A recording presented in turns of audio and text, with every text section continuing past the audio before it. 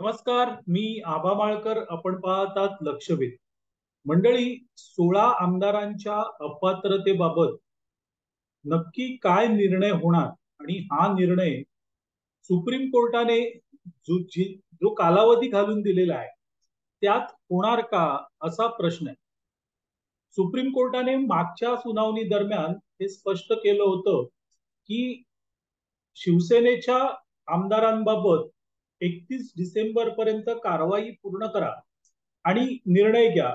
तर राष्ट्रवादी काँग्रेसच्या आमदारांबद्दल 31 जानेवारी अशा दोन डेडलाईन या सुप्रीम कोर्टाने दिलेल्या आहेत. खरं म्हणजे इतक्या कालावधीमध्ये ही सुनावणी पूर्ण होईल का, असा प्रश्न आहे.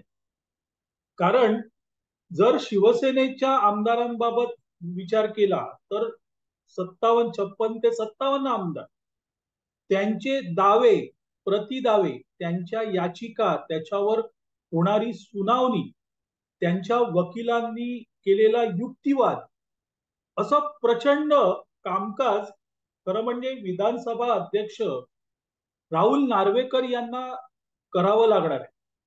अर्थात हे कामकाज सुरू झालेलं आहे आणि नियमित ही सुनावणी होणार आहे. पण मित्रांनो, त्याच दरम्यान नागपूरचं हिवाळी अधिवेशन असणार आहे आणि हे हिवाळी अधिवेशन 3 आठवड्यांचं. तिकडे खरंच ही सुनावणी होईल का, असे प्रश्न आहेत. आणि मग हे संपल्यानंतर पुन्हा राष्ट्रवादी काँग्रेसचं प्रकरण असणार आहे आणि राष्ट्रवादी काँग्रेसचे 52 आमदार आहेत. पुन्हा ते प्रकरण, दावे प्रतिदावे काय काय आहेत, युक्तिवाद, सगळं, एवढं सगळं या मर्यादित वेळेत खरंच पार पाडलं जाणार आहे का? आणि त्यातच राहुल नार्वेकर यांनी एक स्पष्ट केलं की मी कुठलीही घाई करणार नाही, मी गडबडीत निर्णय घेणार नाहीये, पण मी दिरंगाई देखील करणार नाही. मी सगळं नियमानुसार, कायद्यानुसार, संविधानाने जे सांगितलंय त्यानुसार करणार. याचा अर्थ प्रत्येक आमदाराला त्याची बाजू मांडायला पुरेसा वेळ हा विधानसभा अध्यक्षांना द्यावा लागणार आहे. या सगळ्याचा विचार केला मित्रांनो, तर आज मी जेव्हा हा व्हिडिओ करतोय तेव्हा 4 नोव्हेंबर ही तारीख आहे आणि अक्षरशः 2 महिन्यात हे सगळं संपवायचं आहे. हे खरंच शक्य आहे का, असा प्रश्न आहे. आणि म्हणून राहुल नार्वेकर यांनी सुप्रीम कोर्टाला विनंती केली होती की मला कालावधी वाढवून द्या, पण अर्थातच सुप्रीम कोर्टाने ती फेटाळली. आता मित्रांनो, खरा प्रश्न आहे की जर सुप्रीम कोर्टाने जी नियमा जी कालमर्यादा दिलेली आहे त्यात ही सुनावणी पूर्ण झाली नाही तर काय होणार? मंडळी, 31 डिसेंबर पर्यंत शिवसेनेच्या आमदारांची सुनावणी पूर्ण झाली नाही तर काय होऊ शकतं, हा प्रश्न. मग सुप्रीम कोर्ट आपल्याकडे हे प्रकरण घेऊ शकतं का? जर सुप्रीम कोर्टाला अगोदरच आपल्याकडे हे प्रकरण घ्यायचं होतं तर त्यांनी अध्यक्षांकडे पाठवलंच नसतं. नियमानुसार, संविधानानुसार ह्याचा निर्णय हा अर्थातच आमदारांबाबतचा निर्णय हा विधानसभा अध्यक्ष घेतात आणि ते सुप्रीम कोर्टाने ज्या वेळेस निकाल दिला तेव्हा स्पष्ट केलं होतं आणि म्हणून हे प्रकरण विधानसभा अध्यक्षांकडे त्यांनी पाठवलं. जर सुप्रीम कोर्टाने आपल्याकडे हे प्रकरण घेतलं तर तो घटनात्मक पेच प्रसंग निर्माण होईल. आणि मग मित्रांनो, सगळ्यात मोठी अडचण अशी होणार आहे की त्यासाठी घटनापीठ बसवावं लागेल आणि घटनापीठापुढे हे प्रकरण येऊन त्याचा निर्णय पुन्हा 3-4 महिन्यात लागेल का, हा खरा प्रश्न. मंडळी, आमदारांच्या अपात्रतेबाबत सुप्रीम कोर्टामध्ये हे प्रकरण गेलं त्यावेळेस निर्णय द्यायला सुप्रीम कोर्टाने जवळजवळ 1.25 वर्ष लावलं. मग घटनापीठ ज्या वेळेस स्थापन होईल तेव्हा खरंच तो निर्णय इतक्या लवकर होईल का? दुसरी महत्वाची बाजू अशी आहे किंवा मुद्दा असा आहे की जर अध्यक्षांनी निर्णय प्रक्रियाच पूर्ण केली नाही, म्हणजे सुनावणीच पूर्ण केली नाही 31 डिसेंबर पर्यंत, तर काय होईल?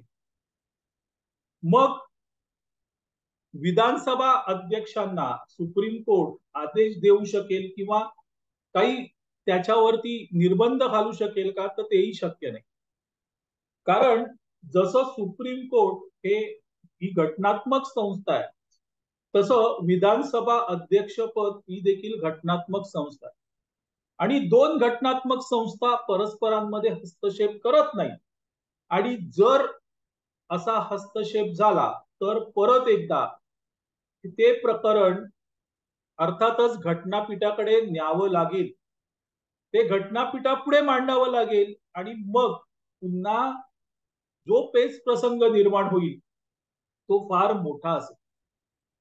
आता मित्रांनो, एक गोष्ट इथे लक्षात ठेवली पाहिजे की ज्या वेळेस हे वेळापत्रक सुप्रीम कोर्टाने दिलं की 31 डिसेंबर पर्यंत निर्णय लावा, तेव्हा राहुल नार्वेकर काय म्हणाले? तर राहुल नार्वेकर यांनी स्पष्ट सांगितलं की एखादा निर्णय हा नियमबाह्य आहे, घटनाबाह्य आहे, तर सुप्रीम कोर्ट या निर्णय प्रक्रियेत हस्तक्षेप करू शकते. मात्र तसं काही नसेल तर सुप्रीम कोर्ट हे संस्थांच्या कामकाजात कोणत्याही प्रकारे हस्तक्षेप करणार नाही. मंडळी, जर निर्णय झाला, ते आमदार अपात्र ठरवले किंवा अपात्र नाही ठरवले, तर सुप्रीम कोर्टात ते प्रकरण जाईल आणि मग सुप्रीम कोर्ट त्याचा घटनात्मक अर्थ लावेल आणि जो काही निर्णय आहे तो देईल. पण निर्णयच झाला नाही तर मग सुप्रीम कोर्ट काय करेल? आणि राहुल नार्वेकर यांनी हे स्पष्ट केलेलं आहे की असा अधिकारच सुप्रीम कोर्टाला नाहीये किंवा सुप्रीम कोर्ट करत नाही असं परत. याचा अर्थ स्पष्ट आहे मित्रांनो की जर अशी काही प्रक्रिया झाली याच्यामध्ये, तर मित्रांनो हे प्रकरण पुन्हा एक ऐतिहासिक प्रकरण ठरेल, घटनात्मक प्रकरण ठरेल आणि त्याचा अन्वयार्थ लावण्यासाठी घटनापीठ बसवावं लागेल. थोडक्यात काय, तर कुठल्याही प्रकारे जे राहुल नार्वेकर म्हणतात त्याप्रमाणे की मी निर्णय माझा झाला नाही तर मी काय करू?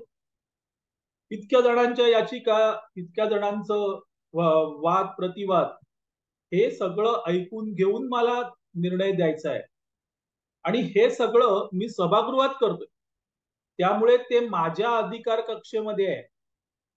पुढचं वाक्य राहुल नार्वेकरांचं काय आहे? तर ते म्हणतात सभागृहाबाहेर केलेल्या आरोपांकडे मी लक्ष देत नाही. याचा अर्थ साधा, सोपा आणि सरळ आहे की जे काही सभागृहात होतंय ते माझ्या अधिकार कक्षेत आहे.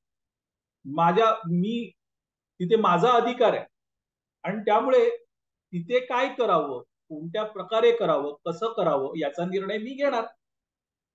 त्याची गाईडलाईन मला कोणी देऊ शकत नाही, ते मला कोणी सांगू शकत.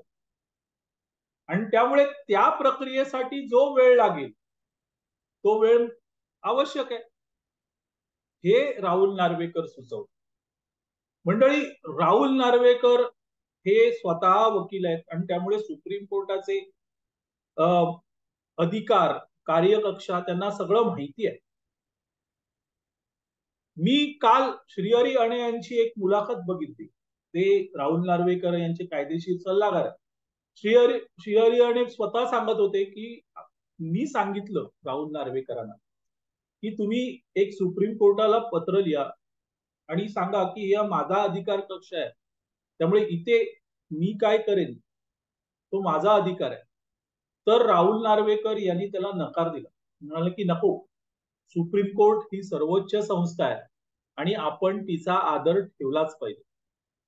याचा अर्थ काय आहे मित्र? याचा अर्थ स्पष्ट आहे की राहुल नार्वेकर हे सुप्रीम कोर्टाचा सगळा मान सन्मान ठेवतात आणि त्यांची पण, म्हणजे राहुल नार्वेकर यांची पण हीच अपेक्षा असावी, जर मी मान सन्मान ठेवतोय सुप्रीम कोर्टाचा, तर सुप्रीम कोर्टाने देखील विधानसभेचा मान सन्मान ठेवला पाहिजे.